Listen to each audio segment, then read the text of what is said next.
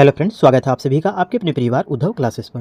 Friends, आज की session में देखेंगे हम लोग बिहार पुलिस और रेलवे ग्रुप डी एग्जाम से संबंधित महत्वपूर्ण साइंस से संबंधित क्वेश्चंस। आपके साइंस से संबंधित क्वेश्चंस जो फ्रेंड्स आपके बिहार पुलिस के एग्जाम पे 20 क्वेश्चंस पूछे जाएंगे और रेलवे ग्रुप डी के एग्जाम पे जो है आपके 25 क्वेश्चंस आपके पूछे जाएंगे। तो ये सेशन आपके फ्रेंड्स स्पेशली साइंस जीके से संबंधित क्वेश्चंस बनाए गए जो आपके इन दोनों एग्जाम्स के लिए बेहद इंपॉर्टेंट और यूजफुल होने वाली है। जो फ्रेंड्स हम लोग प्रैक्टिस सेट के रूप में जो आपके 15वां प्रैक्टिस सेट कवर करेंगे, जो आपके 25 क्वेश्चंस का प्रैक्टिस सेट लाया गया है और सारे क्वेश्चन जो है आपके एनसीईआरटी बेस्ड क्वेश्चंस बनाए गए। तो सेशन के एंड तक जरूर बने रहिएगा फ्रेंड्स, ये सेशन आपके लिए बेहद इंपॉर्टेंट होने वाली है।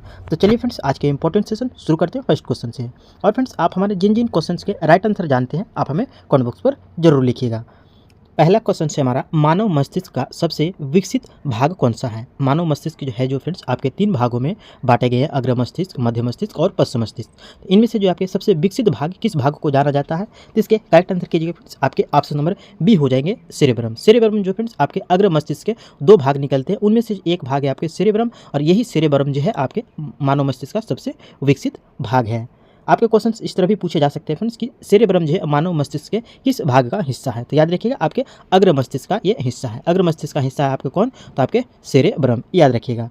नेक्स्ट क्वेश्चन से हमारा दूसरा क्वेश्चन, खाने का सोडा का रासायनिक सूत्र क्या है। Very very important question friends. इस तरह क्वेश्चन आपके रेलवे ग्रुप डी के एग्जाम पे जो आपके 100% एग्जाम पे देखने को मिलेंगे, आपके फॉर्मूला बेस्ड क्वेश्चन। तो याद रखिएगा, खाने वाला सोडा जिसे बेकिंग सोडा के नाम से जाना जाता है, इसका रासायनिक सूत्र क्या है, तो इसके करेक्ट आंसर कीजिएगा। ऑप्शन नंबर ए हो जाएंगे आपके सोडियम बाइकार्बोनेट, यानी कि NaHCO3। NaHCO3 जो फ्रेंड्स आपके सोडियम बाइकार्बोनेट रासायनिक नाम होते हैं, इन्हीं को जो है आपके बेकिंग सोडा या फिर खाने वाले सोडा के नाम से जाने जाते हैं।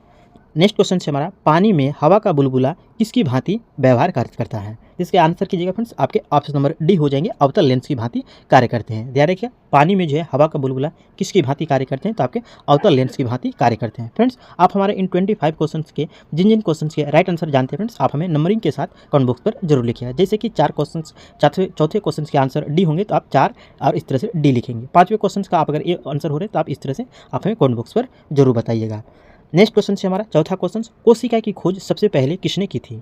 बायोलॉजी से संबंधित क्वेश्चन है। आपके जो ये 25 क्वेश्चंस बनाए गए फ्रेंड्स, आपके सारे सब्जेक्ट को कवर किया गया है। फिजिक्स से हो जाएंगे, उसके बाद केमिस्ट्री से हो जाएंगे और बायोलॉजी से संबंधित क्वेश्चंस होंगे, यानी तीनों सब्जेक्ट को जो है आपके एनसीईआरटी बेस्ड जो एग्जाम पे क्वेश्चंस पूछे जाते हैं उन्हीं क्वेश्चंस का ये सेशन बनाया गया है। तो याद रखिएगा, कोशिका की खोज सबसे पहले किसने की थी, इसके आंसर कीजिएगा। ऑप्शन नंबर ए हो जाएंगे रॉबर्ट हुक के द्वारा। रॉबर्ट हुक के द्वारा जो है आपके कोशिका की खोज की गई थी।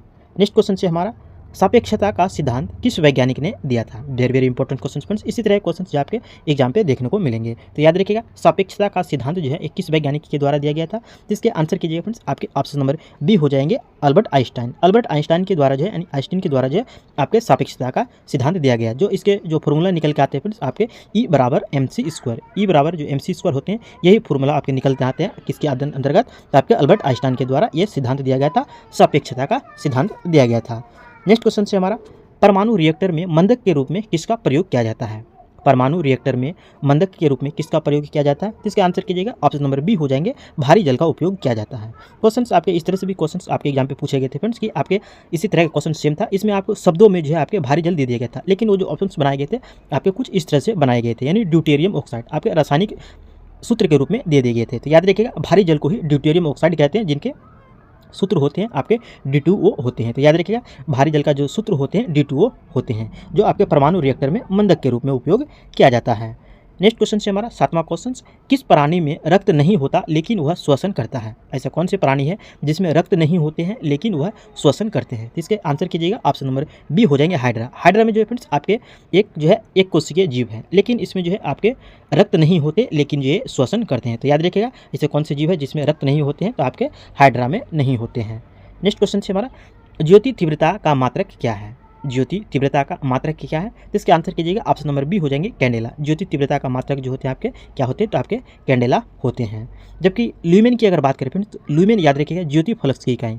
ज्योति फ्लक्स की इकाई जो होते हैं फ्रेंड्स आपके ल्यूमेन होते हैं। तो याद रखिएगा, ज्योति फ्लक्स की इकाई क्या होते हैं, तो आपके ल्यूमेन होते हैं। और जबकि ज्योति तीव्रता की इकाई क्या होते हैं, तो आपके कैंडेला होते हैं। जबकि डेसिबल की अगर बात करें फ्रेंड्स, तो आपके ध्वनि की तीव्रता जो होते हैं आपके किससे मापे जाते हैं, तो ये भी याद रखिए फ्रेंड्स, आपके ध्वनि की तीव्रता जो होते हैं आपके डेसिबल में मापी जाती है। जबकि केल्विन की अगर बात करें फ्रेंड्स, तो आपके केल्विन पैमाने पर जो है आपके टेम्परेचर को मापे जाते हैं, ये भी याद रखिएगा। नेक्स्ट क्वेश्चन से हमारा शरीर के हृदय की ओर रक्त ले जाने वाली रक्तवाहिनी को क्या कहते हैं? शरीर से हृदय की ओर रक्त ले जाने वाली रक्तवाहिनी को क्या कहते हैं? इसका आंसर कीजिएगा फ्रेंड्स, आपके ऑप्शन नंबर ए हो जाएंगे, शिरा कहते हैं। और यही रक्त जो है शुद्धिकरण होने के बाद, हृदय के माध्यम से गुजरने के बाद, जिसमें ऑक्सीजन का मिश्रण करने के बाद यही रक्त जो है आपके शरीर के अन्य भागों में किसके माध्यम से पहुंचाया जाता है? तो आपके धमनी के द्वारा पहुंचाया जाता है। याद रखिएगा, शरीर से जब हृदय की ओर रक्त ले जाए जाते हैं तो आपके शिरा के द्वारा लिए जाए जाते हैं, और जब हृदय से शरीर के अन्य भागों में रक्त को पहुँचाया जाता है तो वो किसके माध्यम से होते हैं? तो आपके धुआने के माध्यम से होते हैं।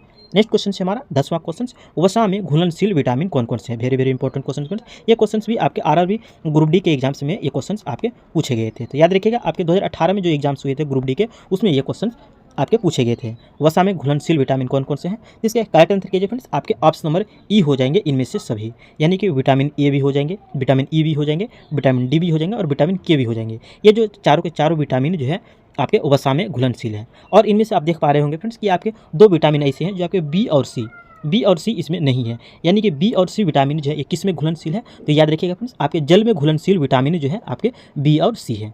याद रखिएगा, जल में घुलनशील विटामिन बी और सी है, और बाकी जो आपके vitamin A, vitamin E, vitamin D और विटामिन के जो है आपके वसा में घुलनशील है। फ्रेंड्स, आपको अगर हमारी सेशन पसंद आ रही है, प्रश्न की क्वालिटी, कंटेंट आपके लिए हेल्पफुल हो रही है, तो सेशन को एक लाइक और एक शेयर जरूर कीजिएगा। और आप अगर हमारे इस उद्धव क्लासेस पर नहीं हैं तो उद्धव क्लासेस को सब्सक्राइब कर लीजिएगा और बेल आइकन को भी प्रेस कर दीजिएगा, ताकि आप हमारे आने वाले इसी तरह के इंपॉर्टेंट वीडियो कॉन्फ्रेंस आप तक पहुँचते रहें। नेक्स्ट क्वेश्चन से हमारा 11वां क्वेश्चन, कौन सी ग्रंथि सेक्स हार्मोन का स्राव करती है? मानव शरीर में से कौन सी ग्रंथि है जो आपके सेक्स हार्मोन का स्रावन करती है? तो इसके करेक्ट आंसर कीजिएगा, ऑप्शन नंबर ए हो जाएंगे, एड्रिनल ग्रंथि। एड्रिनल ग्रंथि के द्वारा जो है आपके सेक्स हार्मोन का स्रावन किया जाता है। और जो पुरुषों में जो फ्रेंड्स आपके किस प्रकार के सेक्स हार्मोन्स पाए जाते हैं? तो याद रखिएगा, पुरुषों में जो सेक्स हार्मोन पाए जाते हैं वो कौन से हार्मोन है? तो आपके टेस्टोस्टेरोन। टेस्टोस्टेरोन जो आपके हार्मोन्स है आपके पुरुषों में पाए जाते हैं। तो याद रखिएगा, टेस्टोस्टेरोन हार्मोन जो आपके पुरुषों में पाए जाते हैं। नेक्स्ट क्वेश्चन से हमारा 12वां क्वेश्चन, वह एकमात्र अधातु कौन सी है जो कमरे के तापमान पर द्रव अवस्था में पाई जाती है या फिर द्रव अवस्था में बदल जाती है? यानी सीधा सा क्वेश्चन याद रखिएगा फ्रेंड्स, ऐसे कौन सी अधातु है जो आपके कमरे के तापमान पर द्रव अवस्था में पाई जाती है? जिसके करेक्ट आंसर कीजिए फ्रेंड्स, आपके ऑप्शन नंबर बी हो जाएंगे, ब्रोमीन। ब्रोमीन से रिलेटेड फ्रेंड्स आपके एग्जाम पे कई क्वेश्चंस आपके देखने को मिलते हैं। जैसे कि फ्रेंड्स आपके पहली क्वेश्चन की एकमात्र अधातु है जो आपके द्रवावस्था में पाई जाती है, एक क्वेश्चन ये होते हैं। जबकि ये जो ब्रोमीन तत्व है फ्रेंड्स आपके एटॉमिक नंबर से रिलेटेड क्वेश्चन पूछे जाते हैं। तो याद रखिएगा, ब्रोमीन के जो एटॉमिक नंबर होते हैं आपके 35 होते हैं। जबकि आपके ब्रोमीन किस वर्ग के तत्व है? तो ये भी याद रखिएगा फ्रेंड्स, आपके हैलोजन। पीरियोडिक टेबल पे जो आपके हैलोजन है आपके उन्हीं वर्ग के तत्व है। तो याद रखिएगा, आपके हैलोजन वर्ग के तत्व है कौन? आपके ब्रोमीन। और एटॉमिक नंबर कितने हैं? तो आपके एटॉमिक नंबर जो होते हैं आपके 35 होते हैं। वही फ्रेंड्स आपके अगर पारा से रिलेटेड याद रखिएगा फ्रेंड्स, आपके Hg इनके संकेत होते हैं। पारा का जो संकेत होते हैं आपके Hg होते हैं, और इनके एटॉमिक नंबर आपके कितने होते हैं? तो 80 होते हैं। वहीं अगर ब्रोमीन की अगर सिंबल की अगर बात करें फ्रेंड्स, तो आपके ब्रोमीन के सिंबल जो होते हैं आपके Br होते हैं। ये फ्रेंड्स आपके इंपॉर्टेंट फैक्ट्स मैं इसलिए बता रहा हूँ फ्रेंड्स, क्योंकि फ्रेंड्स आपके इस तरह क्वेश्चन एग्जाम पे कई बार पिछले ईयर के क्वेश्चन में आपके पूछे गए थे। 2018 के जो एग्जाम्स हुए थे उसमें ये क्वेश्चन आपके पूछे गए थे। नेक्स्ट क्वेश्चन से हमारा, पालक के पत्तों में किसकी मात्रा सबसे अधिक होती है? जिसके करेक्ट आंसर कीजिए फ्रेंड्स, आपके ऑप्शन नंबर बी हो जाएंगे, आयरन। आयरन की मात्रा जो होती है फ्रेंड्स आपके पालक के पत्तियों में सर्वाधिक मात्रा में देखने को मिलते हैं। आयरन का सिंबल जरूर याद रखिए फ्रेंड्स, आपके आयरन के सिंबल होते हैं आपके Fe होते हैं कुछ इस तरह से, और इनके एटॉमिक नंबर होते हैं फ्रेंड्स आपके 26 होते हैं। तो याद रखिएगा, आप सिंबल के रूप में यानी सूत्र के रूप में जरूर याद रखिए फ्रेंड्स। आपके एग्जाम पे क्वेश्चन आंसर ऑप्शंस जो दिए जाएंगे आपके कुछ इस तरह से दिए जाते हैं। तो याद रखिएगा, पालक के पत्तों में किसकी मात्रा सबसे अधिक होती है? तो आयरन की मात्रा सबसे अधिक होती है। नेक्स्ट क्वेश्चन से हमारा, किसे रक्षात्मक पदार्थ कहा जाता है? यानी कि फ्रेंड्स मानव शरीर का रक्षात्मक पदार्थ किसको कहा जाता है? इसके करेक्ट आंसर कीजिएगा, ऑप्शन नंबर ए हो जाएंगे, विटामिन को। विटामिन जो है मानव शरीर के रक्षात्मक पदार्थ के रूप में जाने जाते हैं। वहीं प्रोटीन की अगर बात करें फ्रेंड्स, तो प्रोटीन जो है मानव शरीर का निर्माण करने वाला माना जाता है। मानव शरीर में जो मांसपेशियों का निर्माण किया जाता है ये किसके द्वारा किया जाता है? तो आपके प्रोटीन के द्वारा किया जाता है। याद रखिएगा फ्रेंड्स, आपके मानव शरीर का रक्षात्मक पदार्थ विटामिन को कहते हैं, जबकि मानव शरीर का निर्माण करने वाला किसे कहा जाता है? तो आपके प्रोटीन को कहा जाता है। नेक्स्ट क्वेश्चन से हमारा, आनुवांशिकता के नियम का प्रतिपादन किसने किया था? Very very important question friends, आपके बायोलॉजी से संबंधित ये क्वेश्चन है और एग्जाम पे आपके आविष्कार से रिलेटेड आपके क्वेश्चंस जरूर देखने को मिलते हैं। तो याद रखिएगा, आनुवांशिकता के नियम का प्रतिपादन किसने किया था? तो आंसर कीजिएगा option number B, Gregor Mendel के द्वारा। ग्रेगर मेंडल के द्वारा जो है आनुवांशिकता के नियम का प्रतिपादन किया गया था। और ये जो आनुवांशिकता का नियम का जो प्रतिपादन किया था, किस पौधे के माध्यम से ये प्राप्त किया था फ्रेंड्स? तो आपके मटर के पौधे का उपयोग किया था। तो याद रखिएगा, मटर के पौधे का उपयोग जो है आनुवांशिकता का नियम का प्रतिपादन किसके द्वारा किया गया था? तो आपके मेंडल साहब के द्वारा किया गया था। नेक्स्ट क्वेश्चन से हमारा 16वां क्वेश्चन, पोलियो वैक्सीन की खोज किसने की थी? Very very important question friends, आपके एग्जाम पे जो है इसी तरह के क्वेश्चन आपके देखने को जरूर मिलेंगे। तो याद रखिएगा पोलियो वैक्सीन की खोज किसने की थी? तो आंसर कीजिएगा ऑप्शन नंबर सी हो जाएंगे जॉन साल्क। जॉन साल्क साहब के द्वारा जो है आपके पोलियो वैक्सीन की खोज की गई थी। वहीं अगर बात करें फ्रेंड्स आपके मैडम क्यूरी के द्वारा किसकी खोज की गई थी? तो याद रखिएगा रेडियम तत्व जो है, रेडियम तत्व जो है इनकी खोज की गई थी, आपके मैडम क्यूरी के द्वारा इनकी खोज की गई थी। और न्यूटन की अगर बात करें फ्रेंड्स तो गुरुत्वाकर्षण बल की खोज जो की गई थी, गुरुत्वाकर्षण बल की खोज जो किया गया था आपके किसके द्वारा किया गया था? तो आपके न्यूटन साहब के द्वारा इसका खोज किया गया था। याद रखिएगा फ्रेंड्स आपके मैडम क्यूरी के द्वारा रेडियम की खोज की गई थी और न्यूटन के द्वारा गुरुत्वाकर्षण बल की खोज की गई थी और जॉन साल्क के द्वारा जो आपके पोलियो वैक्सीन की खोज की गई थी। और साथ में ये भी याद रखिएगा फ्रेंड्स आपके अल्बर्ट आइंस्टाइन के द्वारा जो सापेक्षता का सिद्धांत दिया गया था, EB बराबर mc² का जो नियम दिया गया था, ये किसके द्वारा दिया गया था? तो आपके अल्बर्ट आइंस्टाइन साहब के द्वारा दिया गया था। ये चारों पॉइंट्स जरूर याद रखिएगा। नेक्स्ट क्वेश्चन से हमारा 17वां क्वेश्चन, लेड संचायक बैटरी में कौन सा अम्ल प्रयोग किया जाता है? लेड संचायक बैटरी यानी शीशा युक्त बैटरी में किस अम्ल का प्रयोग किया जाता है? याद रखिए फ्रेंड्स आपके ऑप्शन नंबर ए हो जाएंगे सल्फ्यूरिक अम्ल। सल्फ्यूरिक अम्ल का उपयोग किया जाता है। साथ में फ्रेंड्स ये जरूर याद रखिएगा फ्रेंड्स आपके सल्फ्यूरिक अम्ल के जो फॉर्मूला होते हैं आपके H2SO4 जो होते हैं फ्रेंड्स, ये जरूर याद रखिएगा। आपके एग्जाम पे फ्रेंड्स आपके मैं बार बार बताना चाहता हूँ कि आपके जो एग्जाम पे ऑप्शन दिए जाएंगे आपके कुछ इस तरह से सूत्र के रूप में एग्जाम पे आपके ऑप्शन दिए जाएंगे। तो याद रखिएगा सल्फ्यूरिक अम्ल के जो फॉर्मूला होते हैं H2SO4 होते हैं। वहीं हाइड्रोक्लोरिक अम्ल की अगर बात करें फ्रेंड्स तो आपके हाइड्रोक्लोरिक अम्ल के जो फॉर्मूला होते हैं HCl होते हैं। और एसिटिक अम्ल की अगर बात करें, एसिटिक अम्ल की जो फॉर्मूला होते हैं फ्रेंड्स आपके याद रखिएगा CH3COOH, ये आपके एसिटिक अम्ल के फॉर्मूला होते हैं। तो ये भी जरूर याद रखिएगा। CH2COOH जो आते हैं आपके एसिटिक अम्ल के फॉर्मूला होते हैं। तो याद रखिएगा फ्रेंड्स आपके CH3 होते हैं, CH3COOH जो है आपके किसके फॉर्मूला होते हैं? तो आपके एसिटिक अम्ल के फॉर्मूला होते हैं। तो ये तीनों फॉर्मूला जरूर याद रखिएगा। नेक्स्ट क्वेश्चन से हमारा क्षय रोग यानी कि टीबी कहते हैं जिसे मानव शरीर के किस भाग को प्रभावित करते हैं? यानी क्षय रोग जो है मानव शरीर के किस अंग को प्रभावित करते हैं? इसके आंसर कीजिएगा फ्रेंड्स आपके ऑप्शन नंबर ए हो जाएंगे फेफड़ा। फेफड़ा को प्रभावित करने वाले रोग हैं आपके क्षय रोग। ये जो क्षय रोग होते हैं फ्रेंड्स आपके किसके कारण होते हैं? तो आपके याद रखिएगा आपके जीवाणु जनित रोग है। क्षय रोग जो है आपके जीवाणु जनित रोग है। कौन से रोग? आपके क्षय रोग यानी टीबी जो होते हैं फ्रेंड्स आपके जीवाणु जनित रोग है।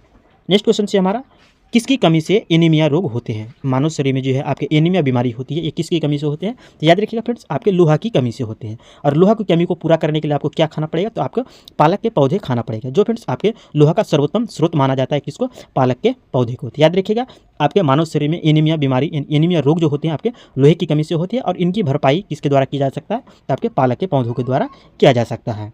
नेक्स्ट क्वेश्चन से हमारा एलिसा जांच किस रोगी की पहचान के लिए करती है? एलिसा जो परीक्षण किया जाता है ये किस रोग से ग्रसित व्यक्तियों के लिए किया जाता है? तो याद रखिएगा आपके एड्स बीमारी के परीक्षण के लिए जो है आपके एलिसा जांच की जाती है। नेक्स्ट क्वेश्चन से हमारा 21वां क्वेश्चन, निकट दृष्टि दोष को ठीक किया जा सकता है किसके माध्यम से? निकट दृष्टि दोष जो फ्रेंड्स आँख से संबंधित बीमारी है, इसका ये किसके ठीक करने के किसके निवारण के लिए उपयोग किया जाता है? तो याद रखिएगा आपके निकट दृष्टि दोष ठीक करने के लिए आपके अवतल लेंस का उपयोग किया जाता है। याद रखिएगा निकट दृष्टि दोष को ठीक किया जा सकता है आपके अवतल लेंस के द्वारा ठीक किया जा सकता है। नेक्स्ट क्वेश्चन से हमारा कोविड-19 महामारी शरीर के किस अंग को प्रभावित करती है? कोविड-19 महामारी जो हुआ था आज से 2019 वर्ष में, आज से 6 साल पहले, तो याद रखिए फ्रेंड्स आपके किस बीमारी को प्रभावित करती है यानी किस अंग को प्रभावित करती है? तो याद रखिएगा आपके ऑप्शन नंबर डी हो जाएंगे, ये फेफड़ा जनित बीमारी यानी फेफड़ा को प्रभावित करने वाली बीमारी थी। नेक्स्ट क्वेश्चन से हमारा सबसे छोटी कोशिका कौन सी है? Very very important question friends, आपके जो साइंस से संबंधित क्वेश्चन पूछे जाएंगे आपके इसी तरह के एग्जामिनर क्वेश्चंस आपके एग्जाम पे पूछेंगे। तो याद रखिएगा सबसे छोटी कोशिका जो है कौन सी कोशिका है? जिसके करेक्ट आंसर कीजिएगा ऑप्शन नंबर बी हो जाएंगे माइकोप्लाज्मा। माइकोप्लाज्मा की कोशिका जो है सबसे छोटी कोशिकाओं की श्रेणी में गिने जाते हैं। नेक्स्ट क्वेश्चन से हमारा 24वां क्वेश्चन, कोबाल्ट 60 आमतौर पर चिकित्सा में प्रयुक्त होता है क्योंकि यह उत्सर्जित करते हैं। चिकित्सा के दौरान जो फ्रेंड्स आपके कोबाल्ट 60 का उपयोग किया जाता है, ये कौन से किरण उत्सर्जित करते हैं? तो याद रखिएगा ऑप्शन नंबर सी हो जाएंगे गामा किरण। गामा किरण का उत्सर्जन करते हैं आपके कोबाल्ट 60। नेक्स्ट क्वेश्चन से हमारा फलों को पकाने वाली गैस कौन सी है? फलों को पकाने वाली गैस कौन सी है? इसके करेक्ट आंसर कीजिए फ्रेंड्स आपके ऑप्शन नंबर डी हो जाएंगे एथिलीन गैस। एथिलीन गैस का उपयोग जो है फलों को पकाने के लिए कभी इसका उपयोग किया जाता है। कभी कभी फ्रेंड्स ऑप्शंस में एसिटिलीन गैस भी दे दिए जाते हैं, तो ये भी याद रखिएगा एसिटिलीन गैस का उपयोग भी जो है आपके फलों को पकाने के लिए उपयोग किया जाता है। तो याद रखिएगा एसिटिलीन बोले या फिर एथिलीन बोले आपके फलों को पकाने के लिए इसका उपयोग किया जाता है। तो फ्रेंड्स हमारा ये 25 क्वेश्चन का सेशन यहीं से समाप्त हुआ। आप फ्रेंड्स हमारे इन 25 क्वेश्चन में से कितने क्वेश्चन के राइट आंसर कर पाए आप हमें कमेंट बॉक्स पर जरूर बताइएगा। और फ्रेंड्स ये सेशन आपके लिए हेल्पफुल हुई है, प्रश्न की क्वालिटी कंटेंट आपको अगर पसंद आई है फ्रेंड्स तो इस सेशन को एक लाइक और एक शेयर जरूर कीजिएगा। और आप अगर हमारे इस उद्धव क्लासेस पर नए हैं तो उद्धव क्लासेस को सब्सक्राइब कर लीजिएगा और बेल आइकन को भी प्रेस कर दीजिएगा ताकि आपको हमारे आने वाली इसी तरह के इंपॉर्टेंट वीडियो आप तक पहुंचते रहें। अब फिर मिलते हैं इसी तरह के इंपॉर्टेंट सेशन के साथ नेक्स्ट वीडियो में। Thanks for watching.